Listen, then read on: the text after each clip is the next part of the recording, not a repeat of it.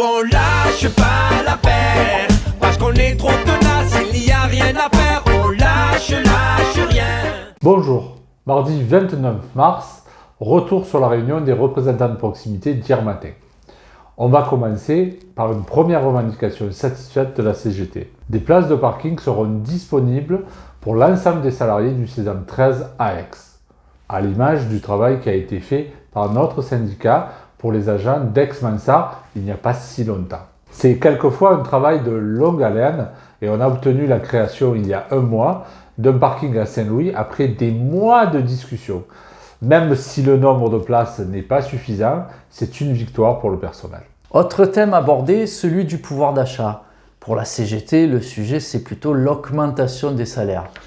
Si le prix de l'énergie et des carburants augmente et flambe, le vrai problème c'est que les salaires stagnent. Or, il fallait s'y attendre, la demande faite par le syndicat majoritaire d'augmenter jusqu'à 4 le nombre de jours de télétravail a été refusée par la direction au motif que ce même syndicat a signé un protocole d'accord sur le télétravail valable sur les 5 prochaines années. Au-delà de notre combat pour l'augmentation de la valeur du point, notre proposition, c'est bien sûr d'augmenter la prime de transport.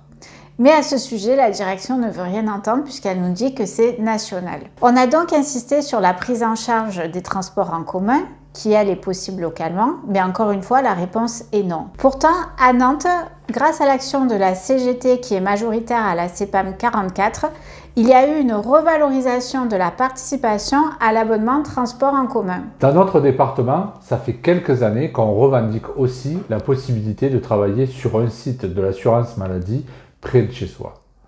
Aujourd'hui, notre revendication a encore plus de sens. D'ailleurs, la direction y répond hier en affirmant qu'elle va finaliser ses propositions sur le coworking. Problème, les restructurations sont passées par là.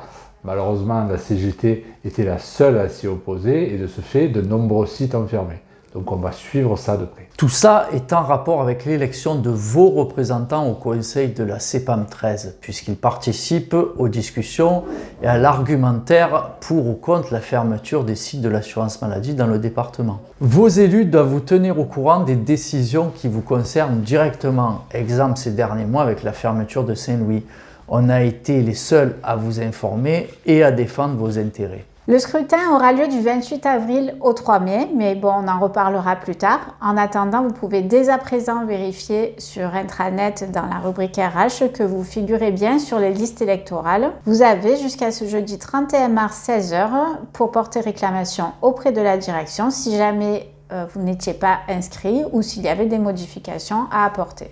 Et surtout, votez. Votez massivement, surtout dans cette période où les restructurations pèsent plus que jamais au-dessus de nos têtes. On en profite pour dire un grand bravo à la CGT CAF 83 qui vient de gagner ses élections dans le Var. Donc après la CGT CAF 84 qui vient de gagner le CSE, on voit clairement qu'il y a une vraie dynamique pour la CGT dans les organismes de sécu. Donc bravo aux agents qui, en votant CGT, envoient un message fort à leur direction locale, mais aussi nationale. Quand on lâche rien, on obtient. Nous on lâche pas l'affaire. Ah, c'est bien, des victoires. Alors, qu'est-ce qu'il y a, Monique? Ah non, y a rien pour toi, au contraire, hein. Bien sûr que maintenant, je vote CGT. À l'époque, vous aviez raison, plutôt que prendre ma prime mobilité et la fermer, j'aurais dû me battre avec vous pour garder mon centre. Je travaillais à 2 minutes de la maison.